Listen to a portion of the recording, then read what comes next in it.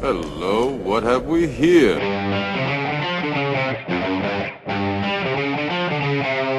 You're wrong. Damn! What the hell was that? Game over, man. Game over. You're wrong. You finished? Well, I didn't think you had it in you. I'm your huckleberry. Greetings, boys and girls, lemurs and squirrels, and welcome to the Week in Geek for the 5th of August in this foul year of our Lord 2026, a wholly owned subsidiary of Free Range Idiocy, wherein we present our midweek dose of geekery for you, the people. Sit right back and relax as we scrape the best news off the bottom of the interweb shoe and let you know exactly how we feel about it. I, of course, am your Uncle Todd, and with me, as always, is the lead editor-in-chief bottle washer of the Week in Geek. I give you the man they call Tim. Greetings and salutations, my friend. Did I throw you off with my little, thing or something? I did the people, and you kind of you were a little shooken up afterwards. Nah, not shaken at all. I was just kind of. I'm shaken, not stirred normally, so it's just my normal state of being. Indeed. And how are you, sir? Oh, it's been a week. Let me tell you. Let me tell you something. Let me talk to you. It's fucking Tuesday, sir. We're recording this on a Tuesday. I'm going all the way back to last week because our last recording was on Sunday before the apocalypse came to Chicago. Oh, yeah, that's right. You lost power for a little while. A little while is damn near 3 days. It's like, good God Almighty. Here in Maine, dude, that's like kind of that's about normal for some of the times you lose power out here. Not for normally people it's of my ilk. snowstorms and stuff. Oh, I know of Captain of Industry. They have you marked on the map. You're the one texting me Tuesday night. You're like, don't they know who you are? You didn't hear the sarcasm in that, sir? Not at all. Don't you know me? Well, I figured. My goodness, you were supporting me in the way that you could. So. Yes, much like a jock strap. What do we got going on here, sir? What do we? Hold on a second. I need to go through my own version of the Odyssey from last week, my friend. It was a 3-day journey to having electricity. It was basically, folks. We had. Thank you, Jay. We had ourselves a bit of a solo, squall. please. Don't put me in Jay's category. In a world of Jay Usos, be a solo Sokoa. There you have. You need to make a T-shirt right there.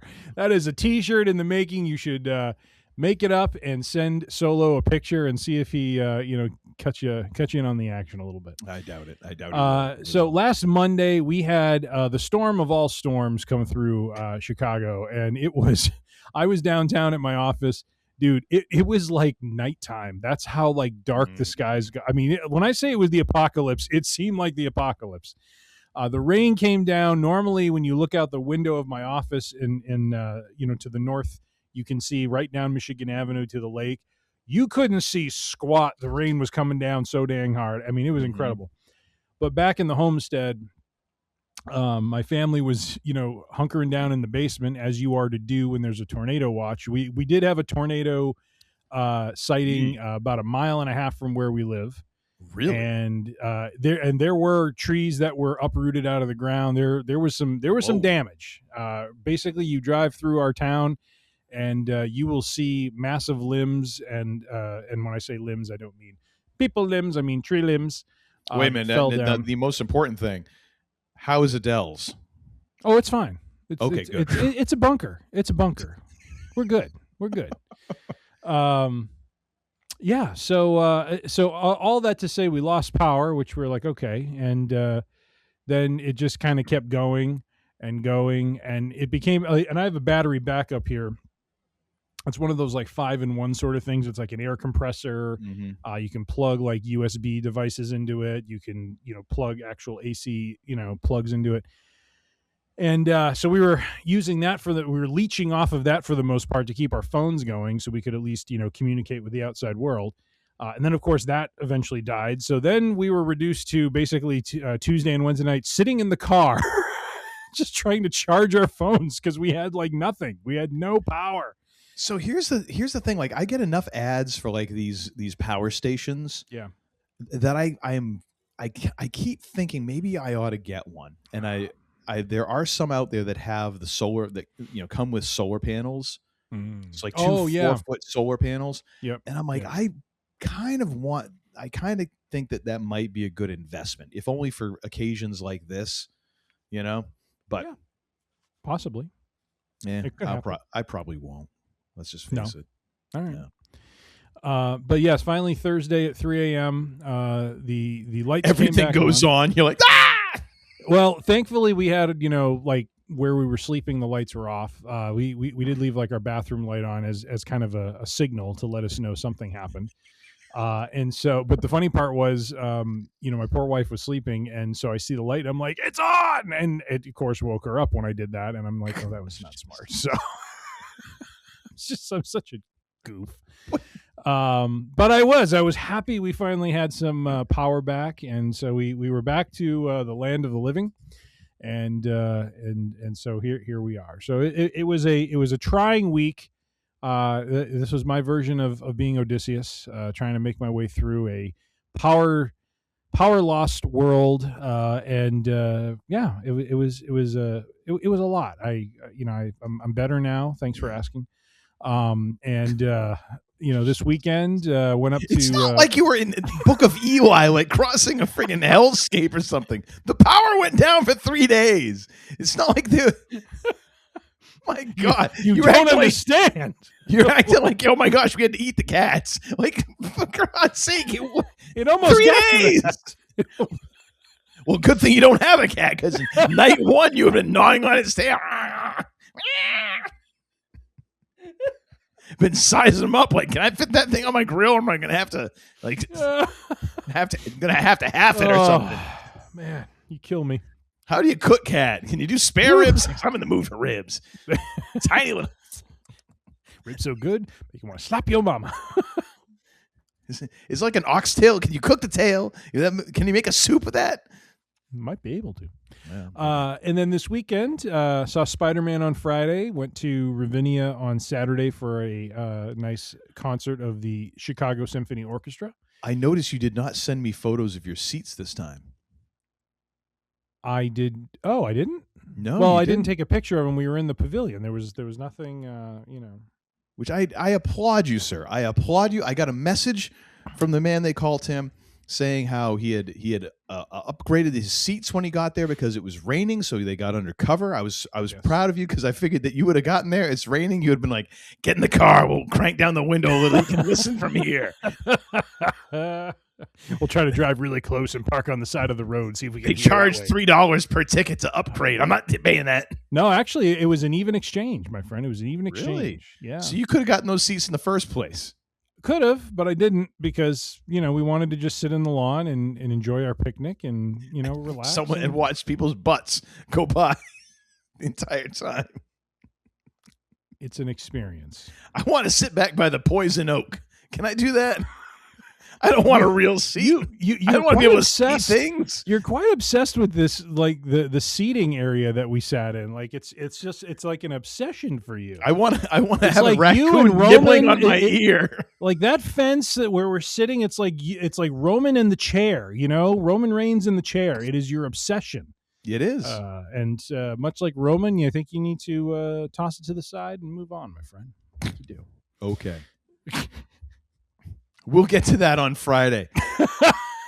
Let's move this along. Hey, and then on Sunday, I just wanted to share. I put my I have a griddle. So I have a Fuego grill that has a normal kind of grill part to it, and I don't know.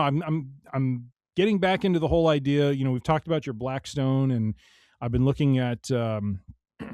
I've been watching some reels on Instagram where folks are cooking on like a Blackstone or a griddle.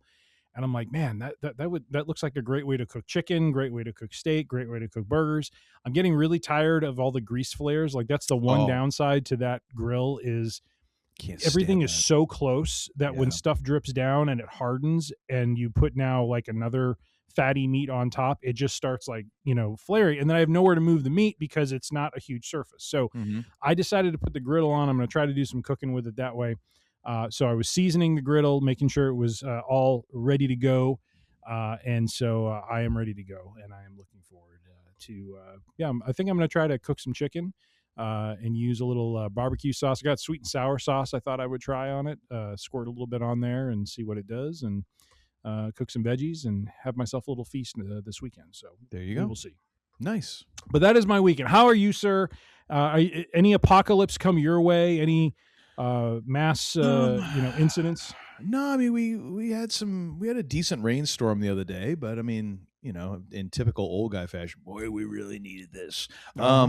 Yeah. But other than that, no, just been kind of working and tending to the house and watching SummerSlam and basically just trying to stay out of harm's way. I've been what do we got there? Oh, yes, your Screaming Titan. I almost grabbed the I can't remember the one that I got, but the bottle of Redwood Empire that I I forget what it was called too. Yeah, I did though. I had that for band practice, and I almost grabbed that to bring it home, but I was like, I've got bottles here, so who needs to bring another one here? Indeed. But yeah, just kind of laying low and driving around, doing a little wind therapy in the Jeep. That's always nice. So yeah, life has been about as all right, as okay-ish as it can be. So very good. Yes. Well, jumping right into it, I've entitled this week in Geek an abundance of trailers. We've had a number of trailers come out. Now we're going to just look at 3, but there have been quite a few trailers that have come out over the last couple of weeks, and so I thought it would be good to kind of run through a few of them and get Uncle Todd's expert opinion, possibly even get the Bloodhound. I guess we need a name in order for the Bloodhound to come out. So you got to wait for the articles on that one. All right, I'll have to wait for the articles. We'll have to see what happens there. But the big one, of course, is we're 2 weeks removed from the San Diego Comic-Con, where there was quite a bit of we went over that in last Wednesday's Week in Geek news that came out of there. But one of the of course big items that came out of that was the first trailer of Avengers Doomsday. Yes. So I thought, why not start off with a bang and have us cue this one up and walk through it and get our hot takes on it, as we ought to do here on the range. All right, sir, do you have it up? I do. All right, I will count us down. 3. Oops, hold on. I got to adjust my volume because I have to be able to hear you. By the way, all these links will be in the show notes or in the description, so yes, and watch along as well. As a reminder, we count down because if you want to hit play right when we say 1, you'll kind of get our commentary in lockstep with the trailer. We all know how much the world covets our opinions in a timely fashion, and so here we go. 3, 2, 1, go. Yes, the old Xavier's School for the Gifted. Indeed. We've seen that about 1 billion times. I'm trying to figure out whose voice this is. Is this Tony's voice? Is this Von Doom's voice? I think it's Doom. Yeah. Yeah, it's definitely Doom. I like it.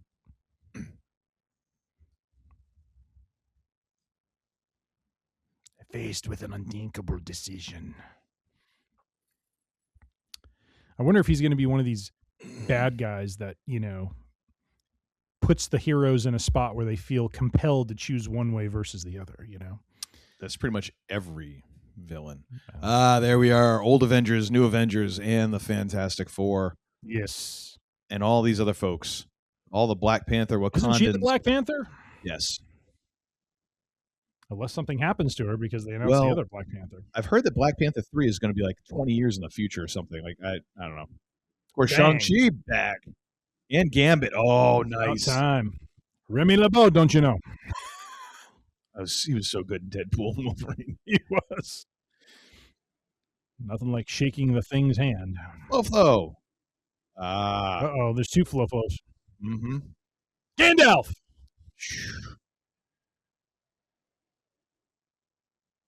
Oh, dear. Doom is upon them. Hey, Namor. The Submariner. The fact that Doom just stops friggin' Thor with 2 fingers. Yes. I do like this reveal. Yeah. This is interesting.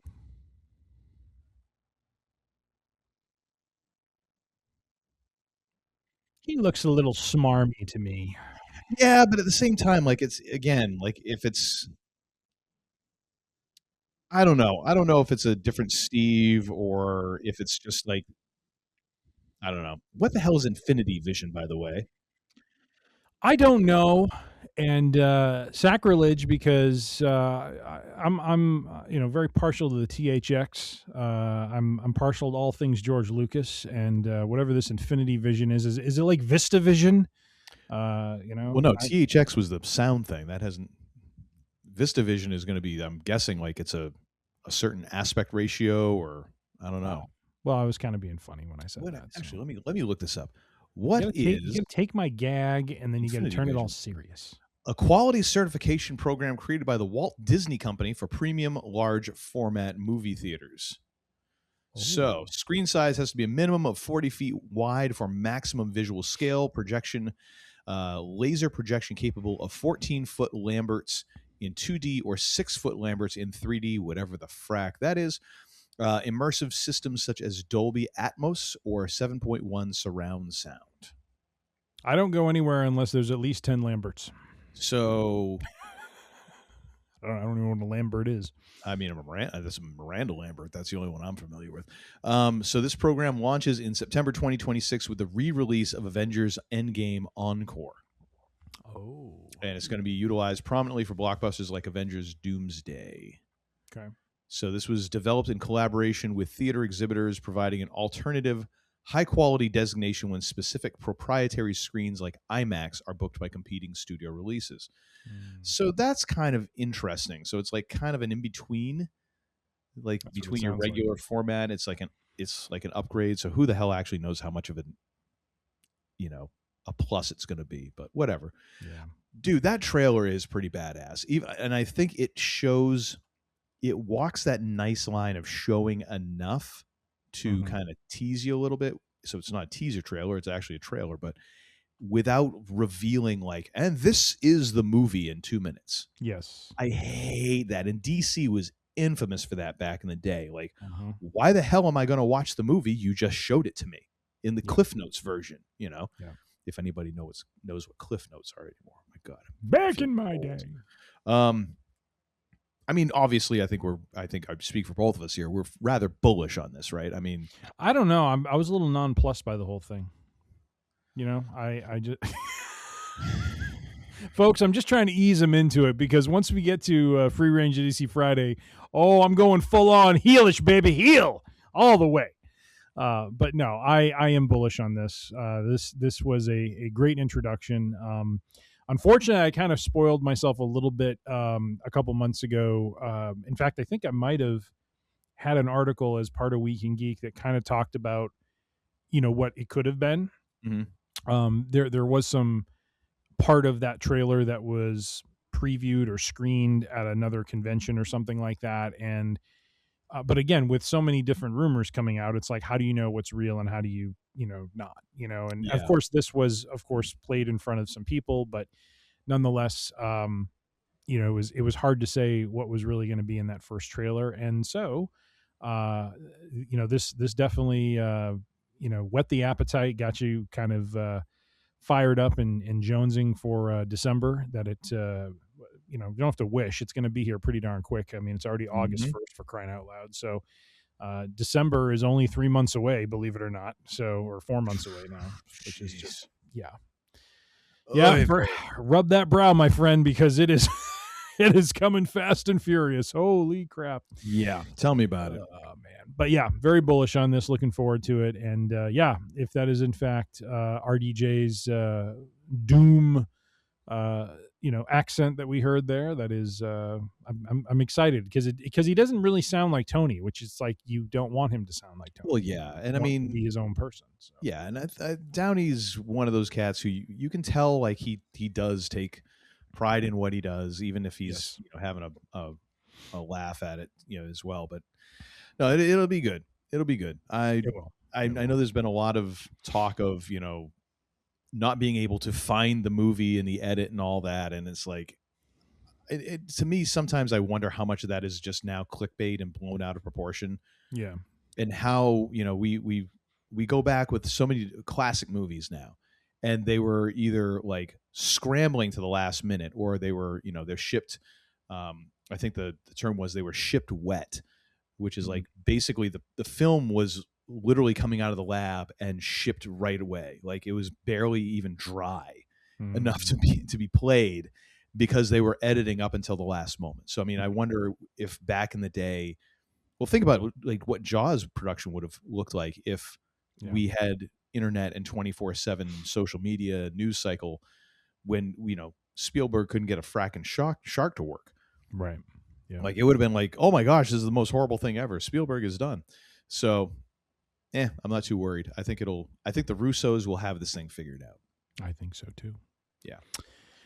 All right, our next trailer. This one's a little bit, off the beaten path for us, and that's saying something, because we are we are the free range of idiocy, and this is actually probably right up our alley. Brand loyal, brand on brand, if you will. But this one is, I had no idea this was even being made. Coyote versus Acme. I think Uncle Todd sent this to me a couple of weeks ago. I want to say like this was one of those flicks that was almost abandoned, and then it ended up getting a release. Oh yeah, so yes, Coyote versus Acme. After it was basically going to be a corporate write-off, and it was purchased for $50 million in March 2025 after intense public backlash. Oh dear, because they shelved this in 2023. Oh, okay. Gotcha. So this is one of the like Batgirl that got shelved, where the movie's done, and then just like, nope, you don't get to see it because we're just going to write it off as a loss. So wow. Yeah, so we're gonna get to see this one. We are definitely for going. Good or ill. I'm looking at the comments now. I have not watched this yet. Yes, but just to read one of the comments that I figure you would appreciate. Finally, a quality Cena heel run.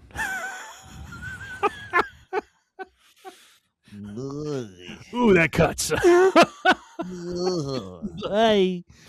All right, are you ready, sir? I am. Count us in. All right, let's see what this tomfoolery is all about. 3, 2, 1, go. All right. Good old Acme crate. Uh-huh. Typical setup.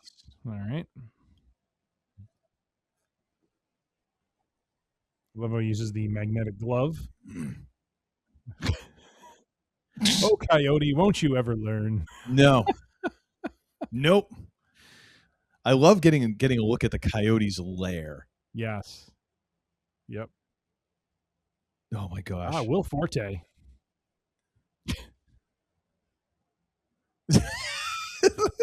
I love how this is all the things he went through. Yes. Let's go sue them. I gotta say, man, I always love the Roadrunner Coyote. Oh yeah, cartoons. Yes, and I love how he looks disheveled as the lawyer too. Oh, John Cena is the CEO. Is that what we're doing here? Looks like it. The bolo tie just makes him that much more douchish. I like it. I don't know, man. I feel about the constant combining of animation with the live action, like a la Roger Rabbit. You know what I mean? I love it. All right. Oh my gosh! It's Foghorn Leghorn. That's it. Oh my gosh! I love that. Good Lord. Love how the Coyote sticking his head out the window like Joker. Now, how does a Coyote get second billing? I want to know like how that happens. Like that's getting snubbed in your own flick. Tasmanian Devil. I love it. Boy, they're bringing out all the heavy hitters, aren't they? Oh yeah.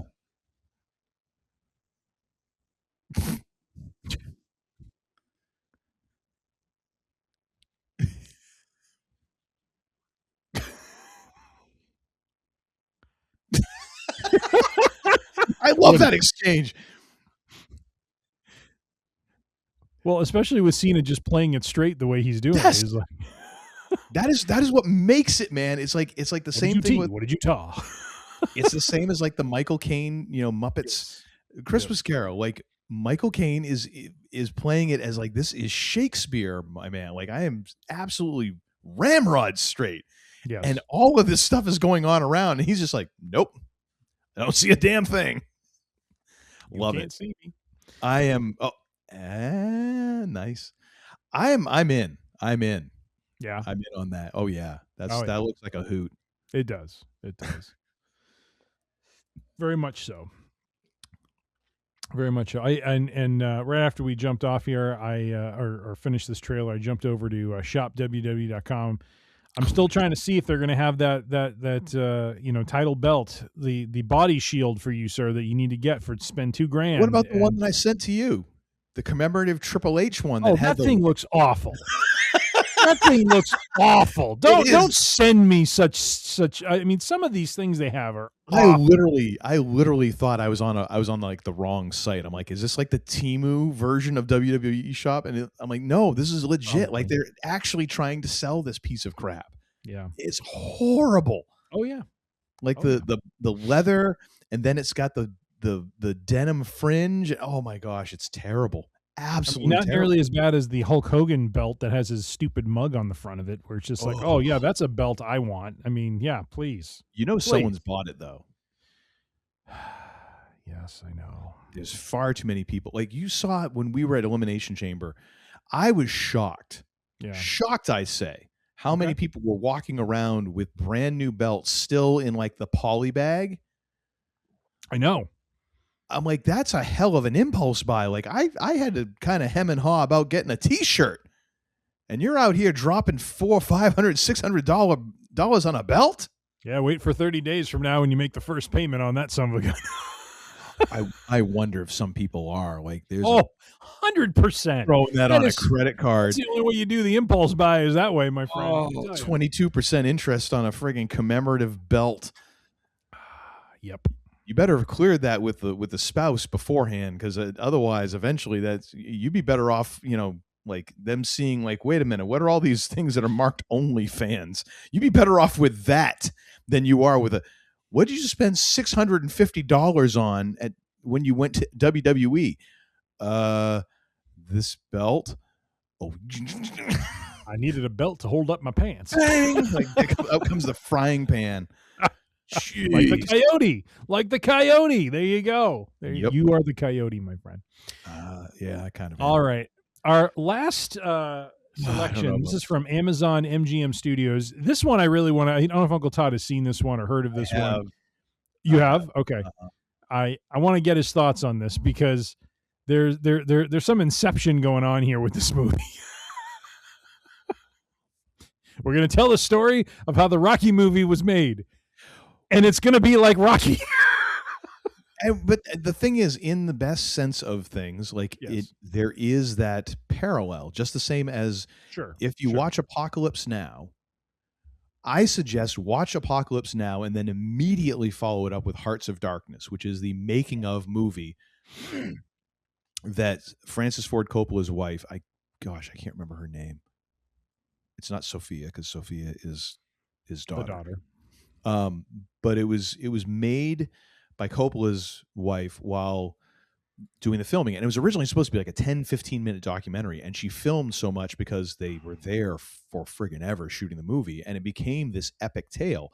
And Hearts of Darkness, like the making of Apocalypse Now, mirrors Apocalypse Now, and the documentary starts off with Francis Ford Coppola saying, like, the making of this movie was very much like Vietnam. Like, we had too much money, we were too well funded, and we went into the jungle and we slowly went insane. Yep. Credits. Like, holy crap. Okay, here we go. So, like, it makes sense that, this would parallel to a degree. It's just one of those things where I don't know that I need to see it dramatically retold. I've seen documentaries about this. I've read about it extensively. I don't know that I need this, like, to be unfold for me in this way. Yeah. That's all I'll say now. I'll save my other commentary for as the trailer rolls. All right. Well, with that, sir, do you have it queued up? I do.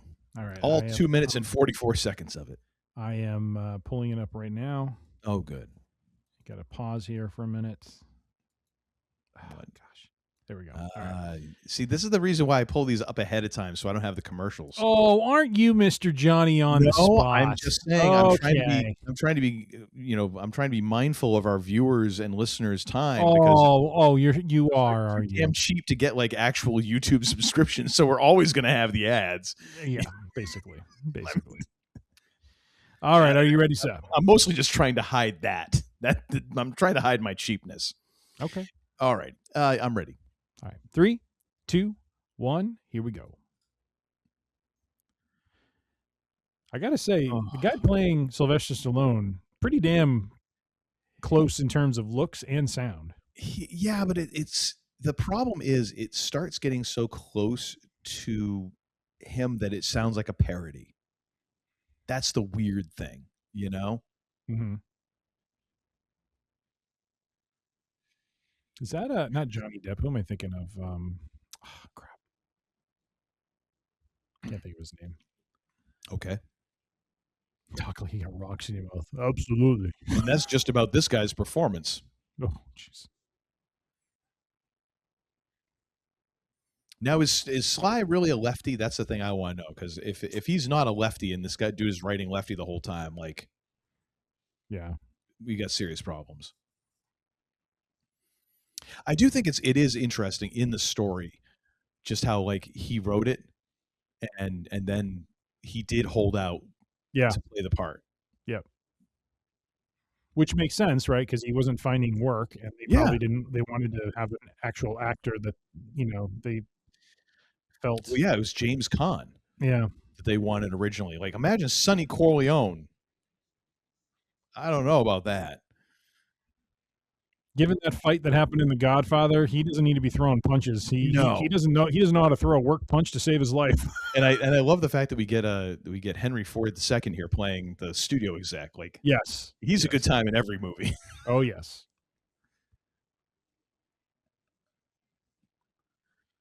The meat's frozen solid. Someone should have checked the meat. I do appreciate they didn't buy Dusty's meat.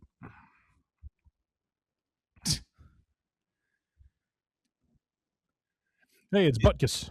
It is such a weird story, of getting this movie made and all of that, and just the, Carl Weathers and even like just the different scenes that are in it, and the John Avildsen, who is the director, who was not a sports boxing guy. Like, this is such a weird like assortment of people to bring together to make like one of the greatest sports movies ever, if not the greatest. Definitely the greatest underdog story ever. Yeah. I mean, I would, oh, wait a minute. I like this part. Yeah. I love the headlock. The guy playing Carl Weathers sounds like Carl Weathers. Yeah. And I do love that line. Like, actors always, that's what you do. It's like, true. Yeah. Like there's so many stories of actors doing stuff like that. Like, oh yeah. Oh, can you do this? Sure, I can. And then afterwards, like, oh my gosh, now what the hell do I do? Yeah. Which again, make it till you make it. All I think of is Paul Heyman when he's talking about, like, hey, could you do this? Of course I can. Oh my gosh, you're such an epic bullshitter. It's amazing. It's fun to watch. I don't know if I'd want to be in the kill radius of your damage zone, but I definitely, or having you write me a check. Yes. But a hell of a thing to watch. I mean, I don't know that I'll watch this. I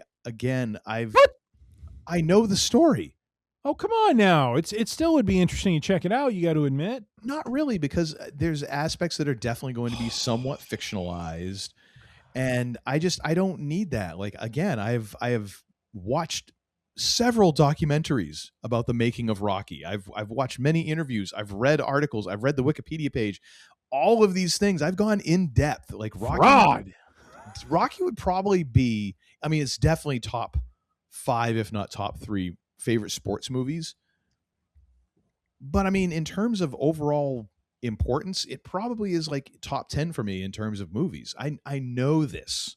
I don't really know that I really want to see someone cosplaying as these people. That, like, I don't know. That's just me. But I imagine you're gonna. I think it looks, or is this just on Amazon? I'm not sure. I have not. Well, you'll be first in line, even if it's streaming. I'm sure I will. You're going to be queued up. I'm bullish on this. I think this is great.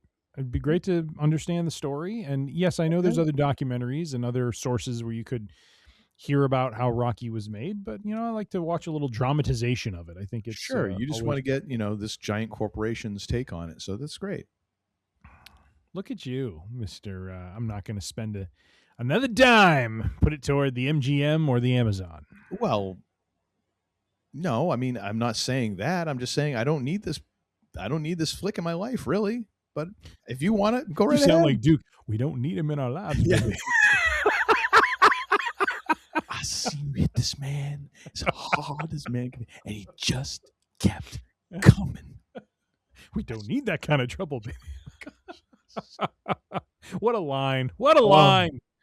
Oh, my gosh. Well, damn monster movie. Oh, we haven't had that one in a long time. Well done, sir. Way to break that one out. Apollo Creed versus the Italian Stallions. Damn monster movie. Oh, God bless him.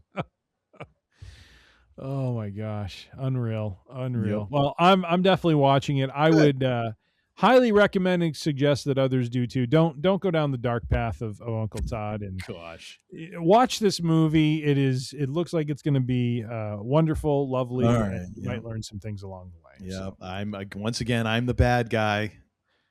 Kind of, yeah. Hey yo.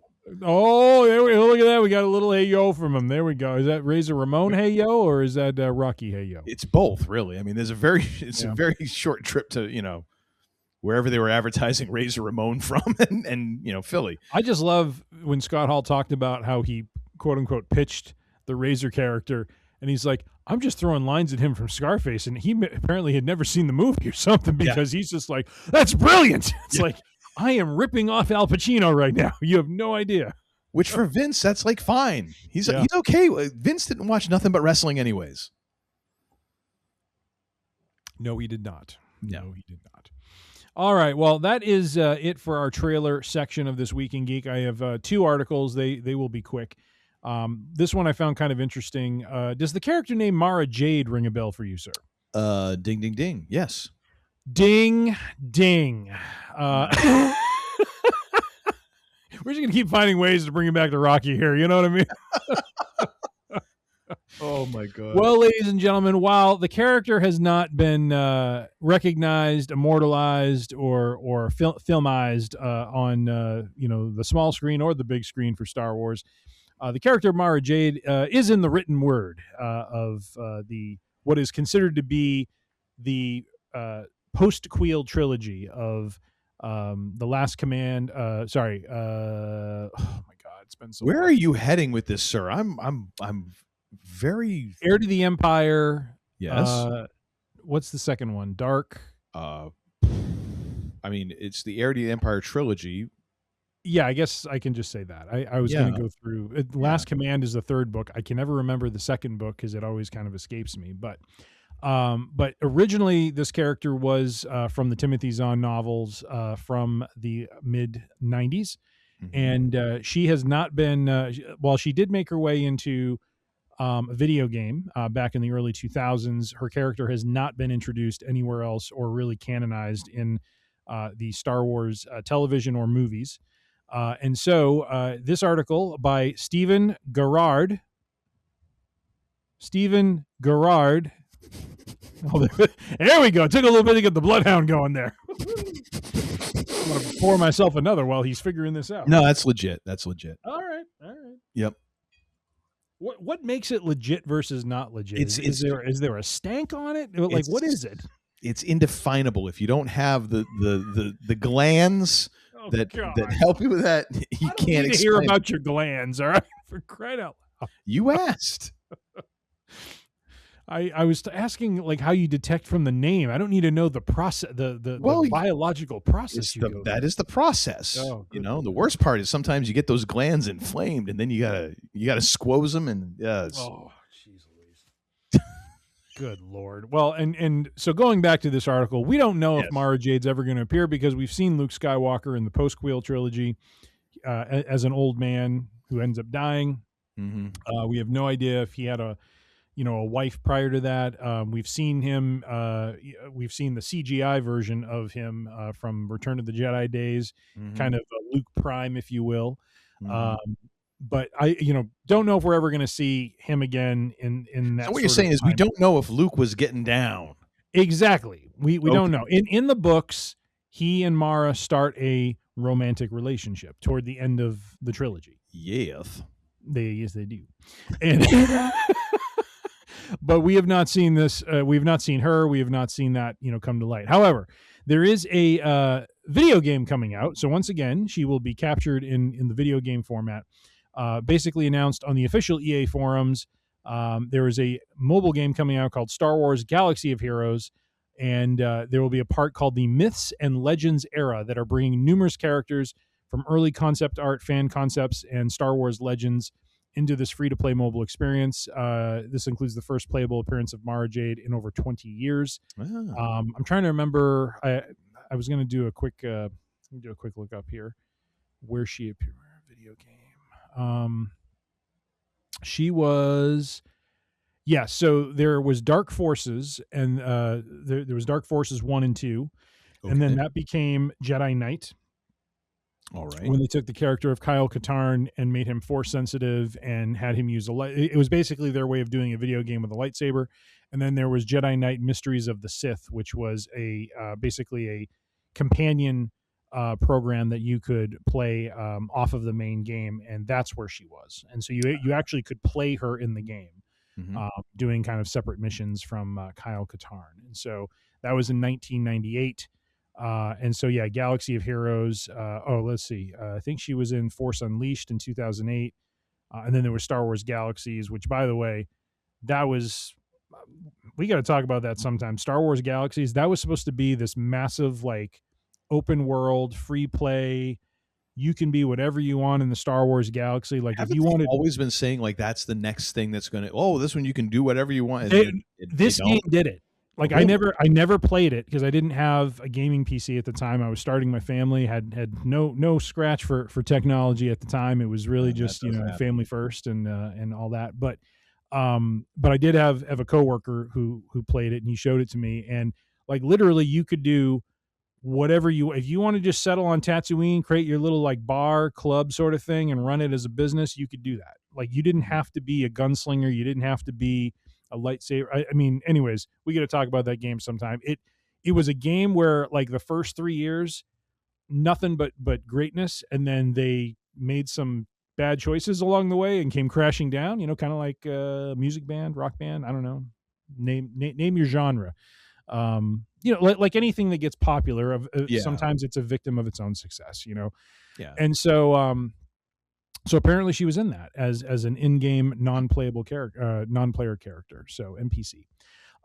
So anyways, thoughts on Mara Jade coming back, sir, in the video game format? Does that scratch an itch for you? Considering I've never played any of these games anyways, not really, but hey, if it's one step closer to possibly, or keeping kind of the legacy of the character alive, I think it's an interesting avenue to explore. Of course, the trouble becomes, how do you explore that alongside Luke Skywalker, unless you're, kind of going into who the character was before meeting Luke. That might be that might be a way that you could see some things crossing paths, but it is tough when you're basically dealing with Luke's lady and you're not sure how you're going to deal with Luke. Like, so far they've kind of done the faked it with technology and stuff like that. There's been the rumors of Sebastian Stan, for years now, and I think we're getting to a point where Sebastian Stan's kind of aging out of this. Yeah. How do you do this without pissing off somebody? And the answer is you don't. Because there's always going to be someone in Star Wars world that is pissed off about something. So you're not going to do this in a way that it won't piss off some percentage of the fandom. So that's kind of the difficulty, is like you've missed your window to introduce this character alongside Luke. So how do you make this character work without Luke? Yeah. In a way, like if you what could be very interesting, and I'm just going to say it, if you were to have the character somehow work into whatever is coming next, because we know there's more actual Star Wars movies coming. Mm-hmm. If Mara Jade somehow ends up there, like they didn't kill her off, like, oh well, and this, like, her and Luke just went separate ways, which you could explain with Luke deciding like, hey, I'm done with all this, and maybe he, was just like, I'm gone, and she went off on her way, sort of like Han and Leia. However that is, that could be an interesting way that you get a character, you can bring that character back as an older character. Mm-hmm. That could be interesting. Yeah. And maybe with flashbacks. Yep. That's the one way I see it being. And here I am. I'm talking everything about everything except the video game, because I don't know squat about any of these video games. So hey, great that she's in the video game. It would be kind of. I've read the Heir of the Empire trilogy, obviously. So I mean, I would be interested in seeing this character. Yeah. Represented somehow.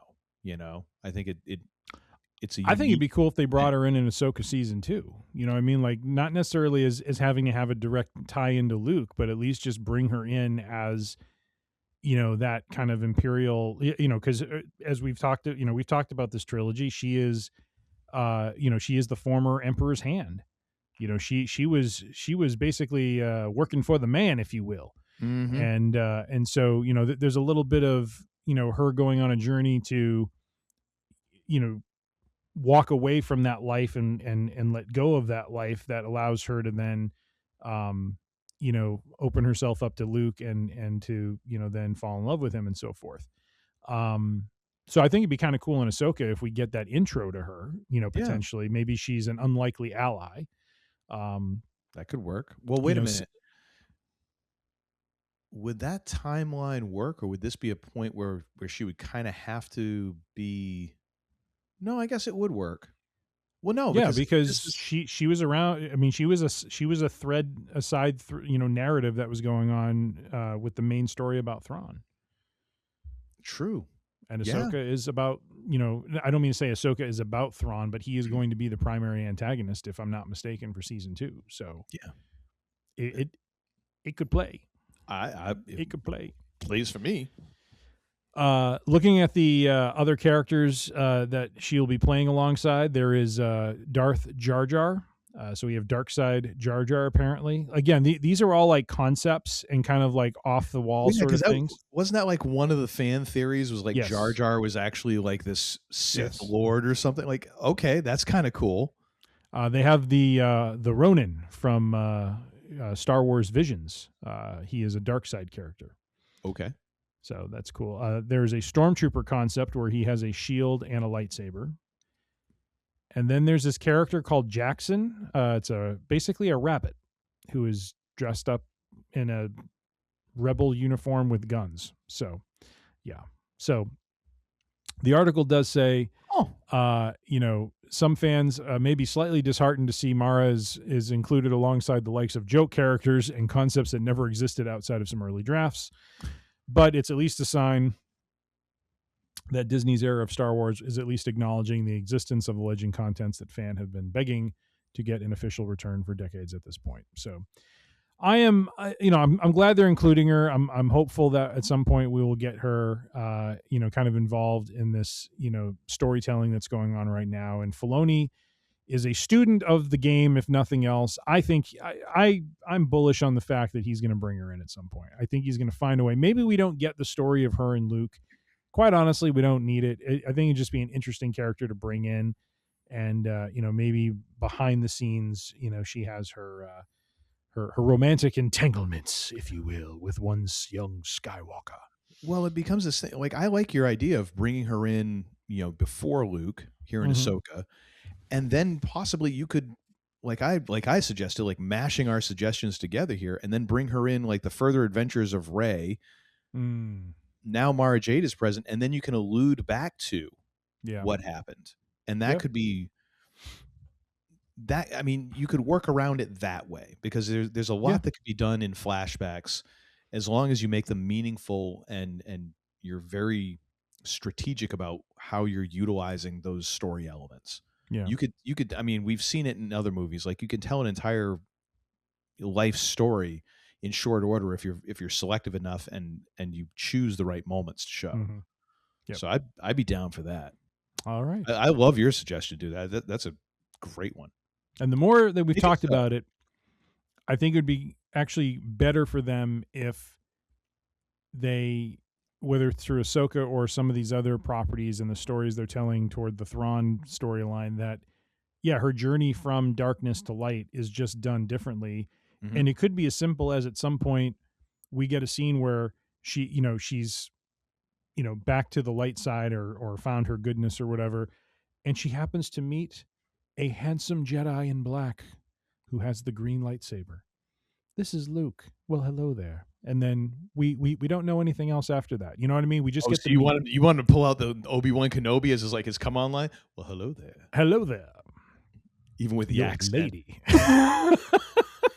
It's like from Obi-Wan down into the ladies, man. You know what I mean? Ooh, a lady Jedi. All right. Well, enough about Mara Jade and the tomfoolery therein. This final article, staying in the Star Wars realm, Ahsoka season 2 is officially abandoning the first season's winning formula. They're making an adjustment from the first season that could change everything. Author is Sam Hargrave. Oh, there it is. I love how this is somehow becoming a gimmick on this show. Good God.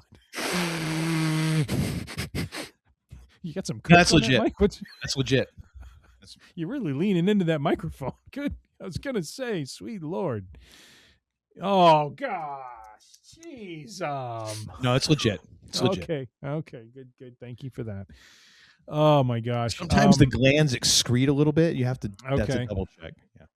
So I think basically this article is talking about how in season 1 they had a great formula of utilizing Anakin sparingly throughout, where he appeared to Ahsoka in visions, and it was used in a way that it wasn't constant. It was targeted and had some real impact.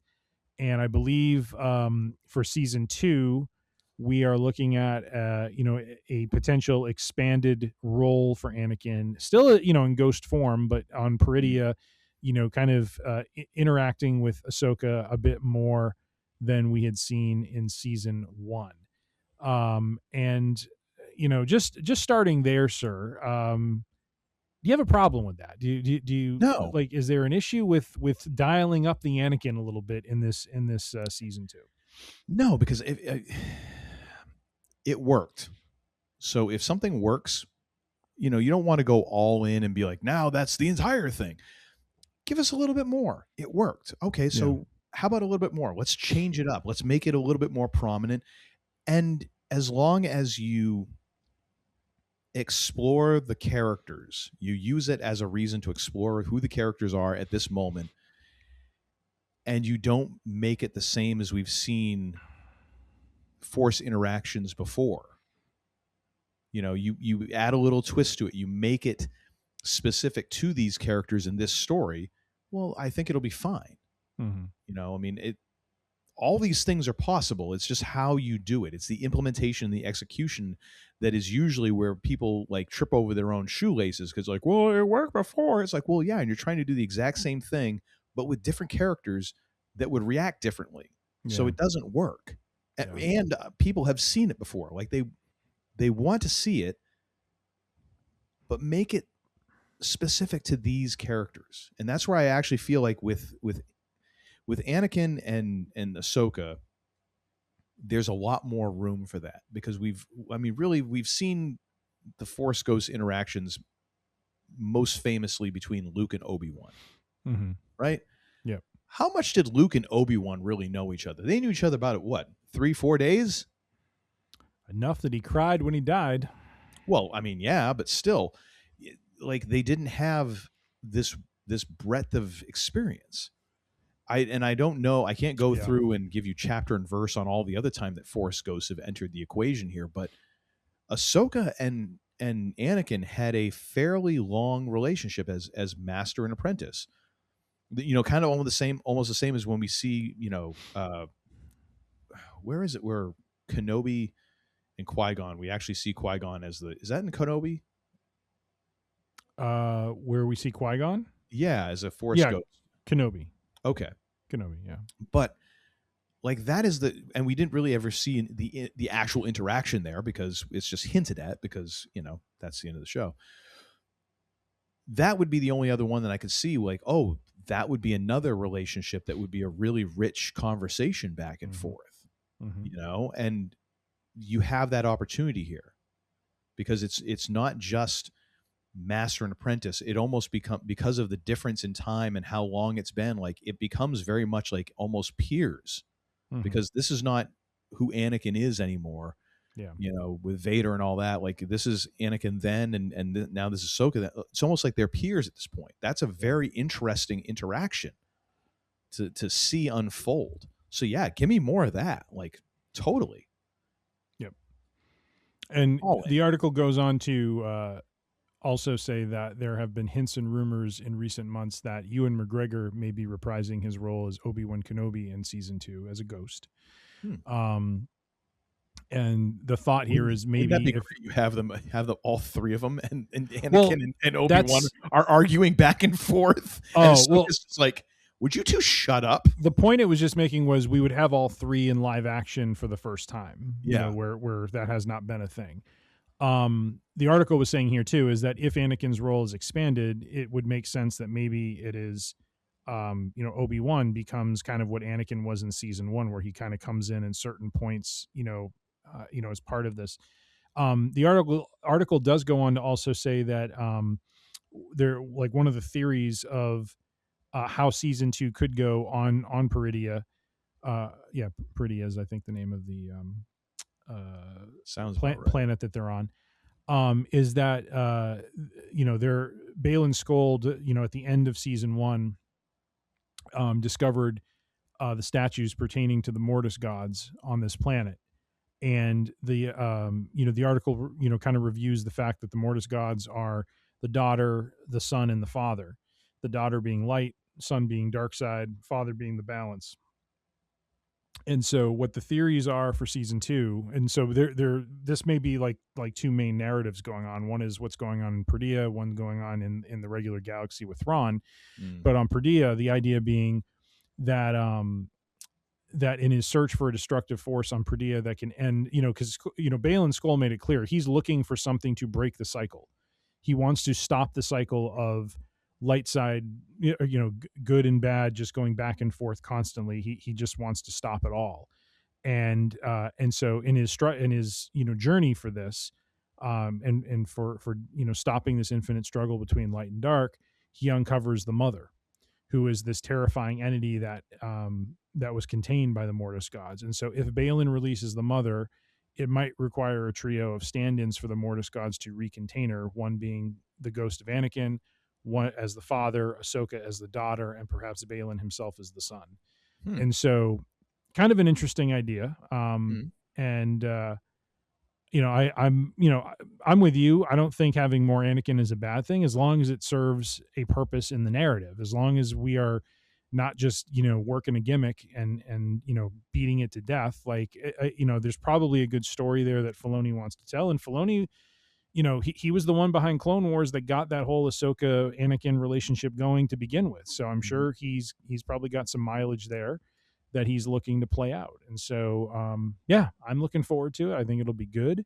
And, in Filoni, we trust. You're not wrapped up in your blankie. I didn't recognize her without the, cocoon. You have a whole entrance? Yeah, I just didn't want to interrupt you though, so I'll let you. Does she have pyro? Like, if she has an entrance now, is she coming into what's the story, Morning Glory? I have an entrance song. You have an entrance song. All right. Well, I don't know if we'll hear it, but okay. Well, here I'll get it close to the microphone. Just click play when I tell you to click play. Okay. Is this in honor of the BTS concert tomorrow? I'm guessing that it is. We're totally going to get zapped. Actually, Kaylin, I don't know that we can do this. We're going to get zapped for having the music. Oh. They're definitely gonna They're definitely gonna ding us for this. Just bubble out the sound after. It's about the moment. Okay. it's about Just the- mark the time and just pull it out. We'll just have to. Oh my gosh! I love how you're not the one who's going to be editing this. All right, let me know. Okay, here you go.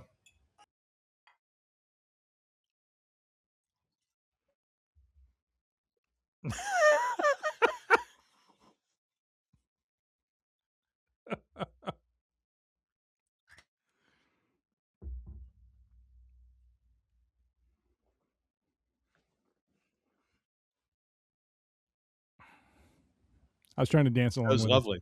I'm going to have a seizure. it. What is that? What is that? It's a mini light stick. Mini light sticks. Oh, okay. Very nice. Got the BTS logo. It's very K-pop. Ah, okay. This is the Okay. thing. Like they've all got the big one, so I got the mini. yeah. They've all got the light sticks, and they are like they hook up to. It's like This one doesn't Bluetooth or hook up. something. This one doesn't hook up, but like look at all the settings that it has. Because you turn it on, Uh huh. and it's got Wow. purple, blue, Very nice. and then you can do. Got all the settings. I like how there's different settings. There's like full on, seizure. There's Yeah. Good It- Lord. Has a warning attached to it. Holy moly. All right. I also got a new haircut. Oh yeah, new haircut. Did you see the new haircut? Very nice. Yeah. Very nice. All set for the concert. Cool. She's been road testing makeup schemes. Have you settled on one? Wait, is there going to be face paint? It's not as yeah, but not really It's what like they call- Ultimate Warrior or, no. That would be awesome. Still, Oh, you're doing your nails? and then I'm doing my outfit because I have to wash stuff tonight. You're okay. Don't worry, I'm staying up till like midnight. Hey, you do you. You do you, playa. All right. So hang on a sec. What is that there's like one group of hairs that had kind of twisted itself. I was like, I thought it was a pin or something. I'm like, did you leave that in all day? Any words of wisdom for everyone, for Tim, for anyone? No, I don't really have words of wisdom. I'm just really excited because BTS is performing. As of this recording right now, the show will probably be winding down tomorrow night. Oh, that's right. And I won't be there. I'll be back in my hotel room, kicking up my feet, You'll probably hear them. probably watching the first episode of Ted Lasso for the third time that night. That's right. Tomorrow, Ted Lasso starts up again. Yeah. Yeah, definitely will hear it. I mean, that's going to be real tough not to, being like 5 feet away from the stadium.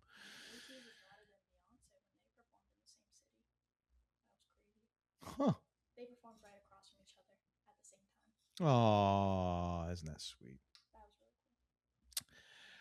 cool. All right. Are you going to go start washing outfit? I can't believe you're washing outfits and stuff. Yeah. Speaking of which, like, How do you wash what? faux leather? Faux leather? Whatever instructions they have on it. A lot of that stuff is like by hand, and then you have to let it dry. Like you Well, I'm can't gonna put it have in the to let dryer. most of them dry anyways because the skirts and stuff aren't gonna be. Hmm. It's okay. We'll see how that works in 12 we'll hours. hang them up like a flag on the car so that they can dry on the way. Yeah, folks, if anyone sees us cruising down 495 with like a, shirt and outfit like flying from the windows, that's me.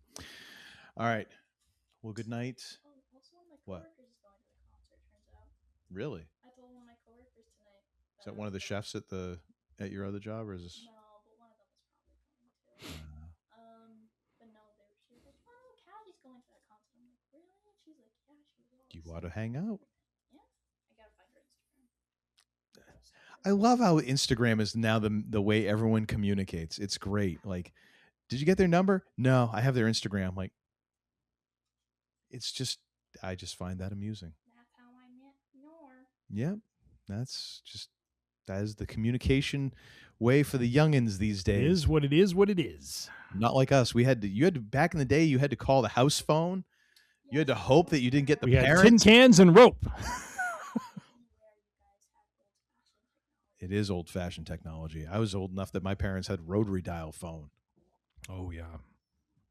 That You that always- did a number on your finger. You know what I Oh, mean? especially after you messed up on like the 5th digit, and then you're like,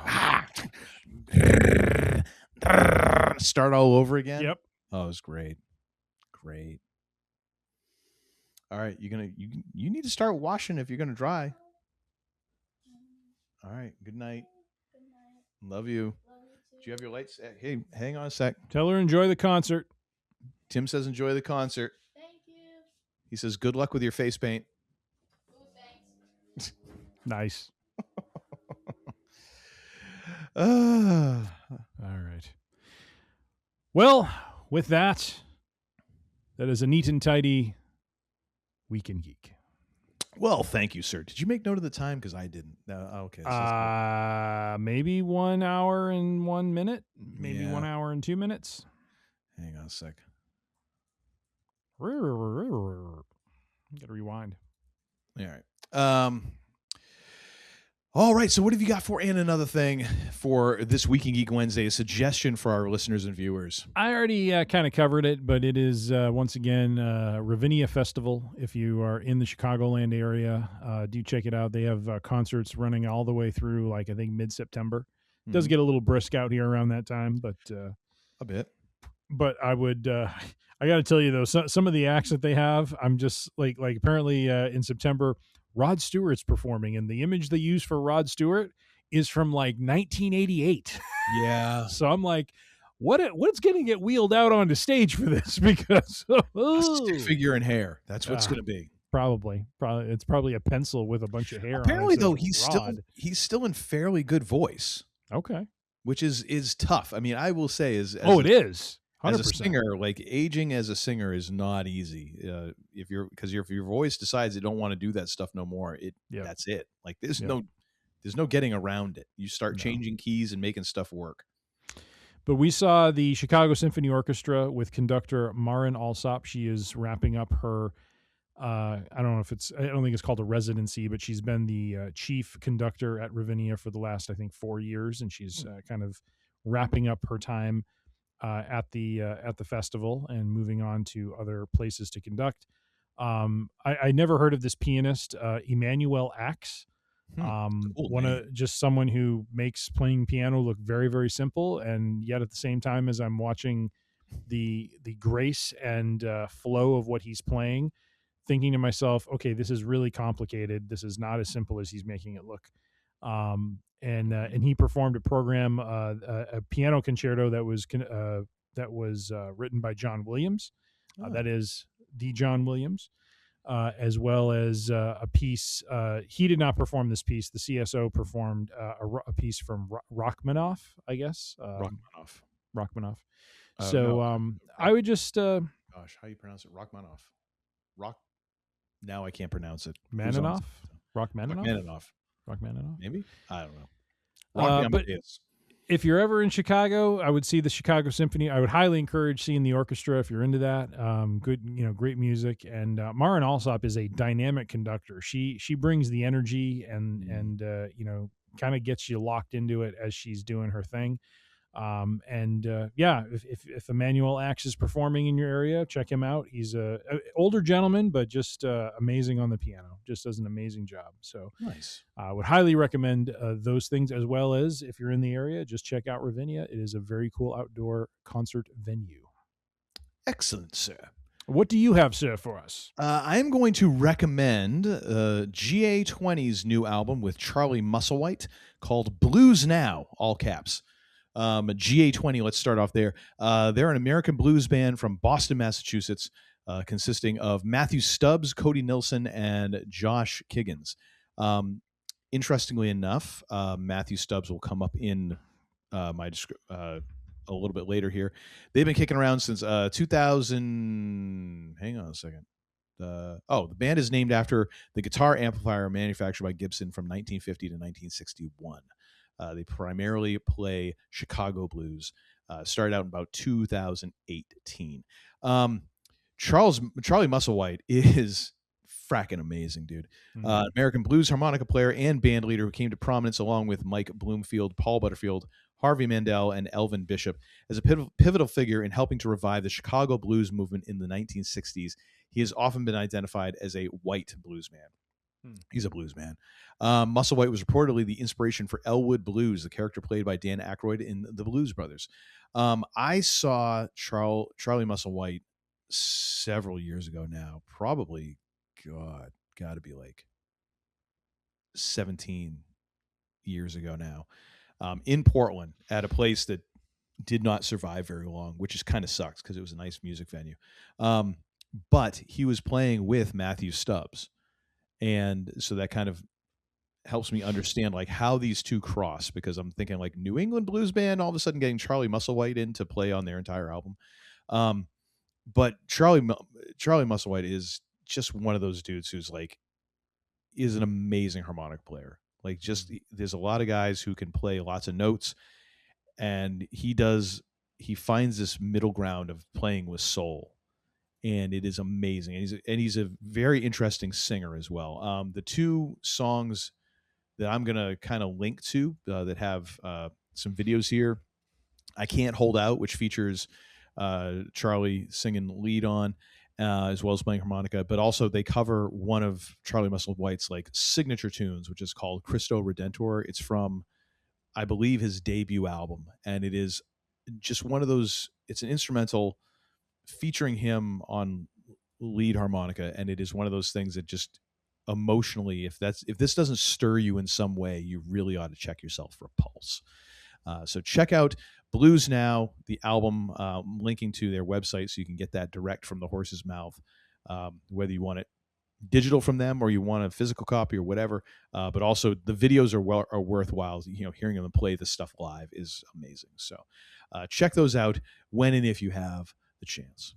Very nice. And that, ladies and gentlemen, is it for Week in Geek Wednesday. Thank you all for tuning in and checking us out. You can go to freerangeedc.com to get all of our episodes there and subscribe to the Podbean app. We're also on various podcast purveyors like Apple Podcasts, Spotify, Pandora, Amazon, and many, many others. Search for Free Range EDC.